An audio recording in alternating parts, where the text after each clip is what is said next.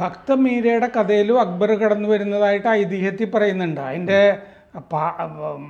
വൃത്തികേട് ഞാൻ പറയാൻ പോവാണ്. എന്താണെന്ന് വെച്ച് കഴിഞ്ഞാൽ അക്ബറും ഇവർ സത്സംഗമൊക്കെ നടത്തുന്ന കാലത്ത് വേഷം മാറി ഭക്തമീരയെ കാണാനെത്തി.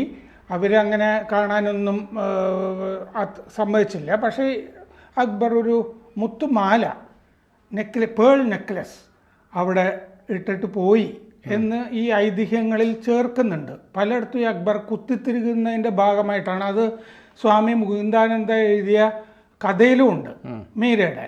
അപ്പം ഞാൻ ഈ ചരിത്രഭാഗം ചെക്ക് ചെയ്യുമ്പോൾ എന്താണെന്നറിയാമോ, അക്ബർ താൻസൻ്റെ കൂടെ പോയി മീരയെ കാണാൻ എന്നാണ് എഴുതിയിരിക്കുന്നത്. അക്ബറിൻ്റെ സദസ്സിലെ ഗായകനാണല്ലോ താൻസൻ. ഞാൻ നോക്കുമ്പോൾ മീര മരിച്ച് 16 കൊല്ലത്തിന് ശേഷമാണ് താൻസൻ അക്ബറിൻ്റെ സദസ്സിൽ വരുന്നത്.